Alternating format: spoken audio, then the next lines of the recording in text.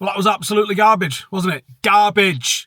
I don't know what I expect from this United team. I knew going into this that Brighton isn't the game that you think that United are going to do well. The way that they play, the way that they set up, the way that they attack, it didn't feel like it suited Manchester United. It really didn't. Not Manchester United the way we are at the moment. Now, on one hand, you can say, well, we've just been away to Anfield, we've just been away to the Etihad, we've just been away to the Emirates, and we've put in good, solid team performances, playing off the back foot with opposition that want to take hold of the ball. And at the same time, they want to take hold of the ball. We've actually taken way more of the ball than you expect us to have. Now, Brighton are weird. Brighton have won 1 in 10 or something like that. They were always going to take the ball. They were always going to want to play football in your half. There's a lot of similarities between what they do and the likes of City and Arsenal and Liverpool do in the way that they play. Why going into this game was there this knowledge that this was going to be an absolute bin fire? Why did we all go into this game knowing this is going to be really, really hard for us? Why did we not go into it with the same mentality that we went into? I mean, maybe we did, right? Maybe we knew that the likes of Arsenal, Liverpool, City, we were going to get shafted because we all felt like going into the games, didn't we? We did, right? But that wasn't what happened in the games. We actually went and competed in those games in a way that we have not done today against Brighton. So explain to me why. Because we all went into it going, this game doesn't suit us, blah, blah, blah. But actually it does. The evidence suggests that it does. The evidence of those performances in those games suggests that actually, no, we should be so much better in this game than we've just produced. We have just it was a performance a bit like Thursday night, really, against Southampton, where you go, right, what's going on with these gaps? The gaps are...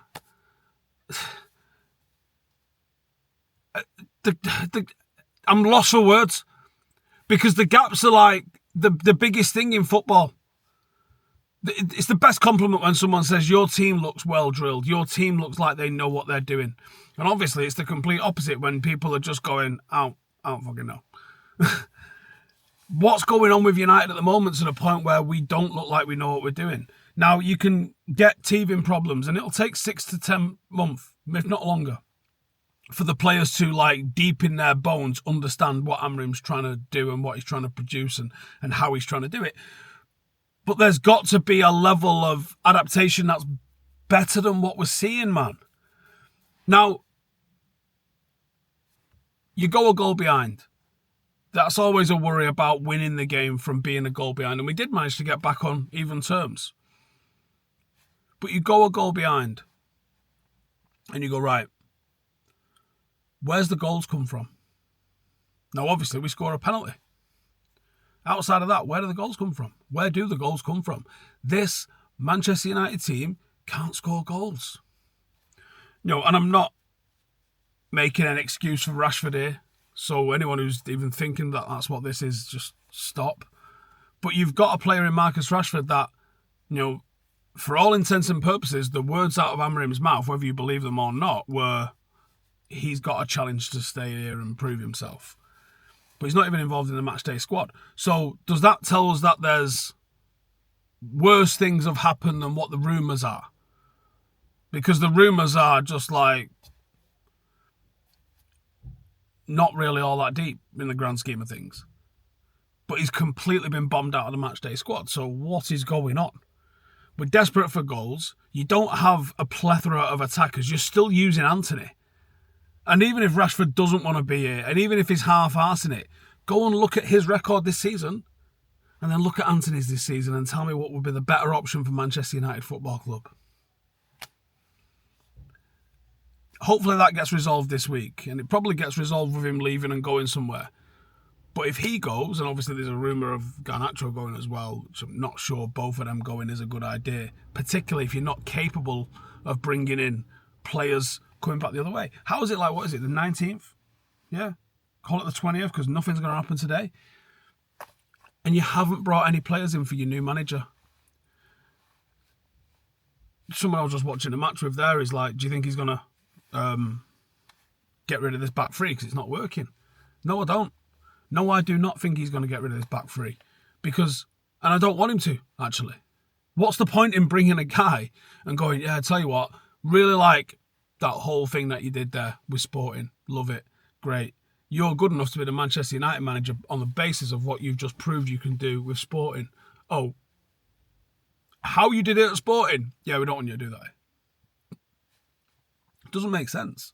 You have to allow the guy, if you've gotten him in for his philosophy, if your philosophy is attractive to you as an organisation, and you go, this is the guy we want to lead Manchester United, then you put him in place at Manchester United, and then you give him the tools to implement what he did at his previous place that attracted you so much at this football club, so you can go on and be successful with this football club. And if you're not going to do that, just make fucking Luke Littler manager and tell him how to play. You have to go with the guy that you appoint as manager, and you have to do everything he fucking wants. Within reason, obviously.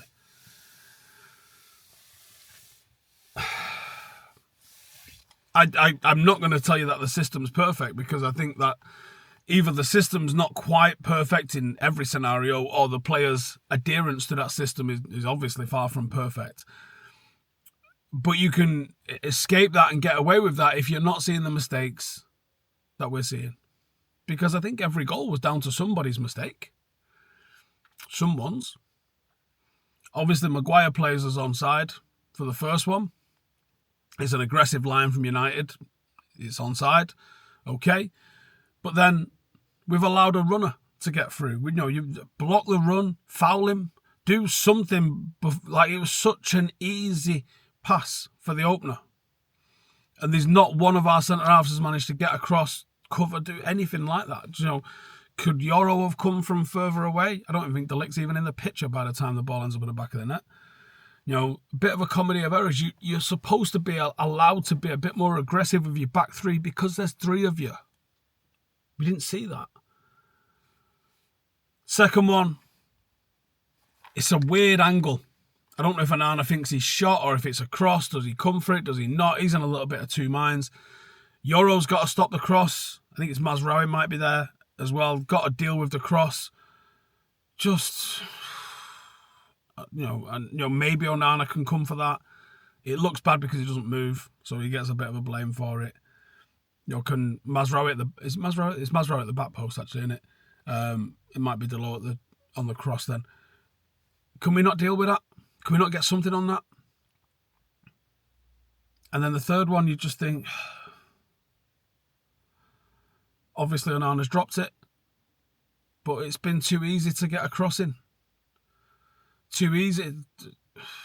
And that's the bottom line, is it's too easy to play against this United team at times. We've gone from having the worst away record, and not only away record, but performances away were being embarrassing and abysmal, to having that at home. And actually, we're not bad away, but at home we're awful. Awful.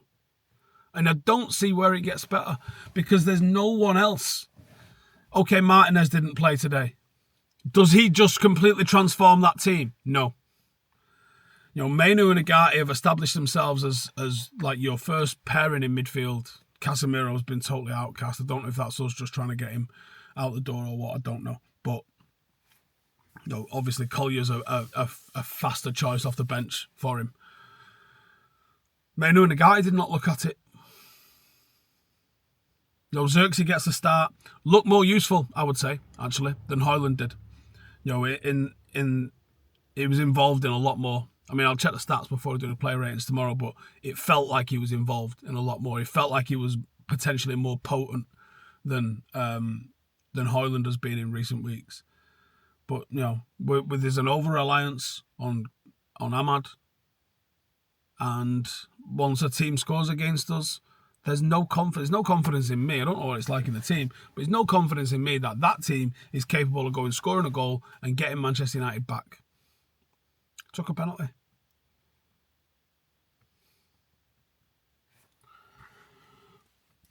Bleak, brothers and sisters. It's absolutely bleak. Anyway, see you in a bit.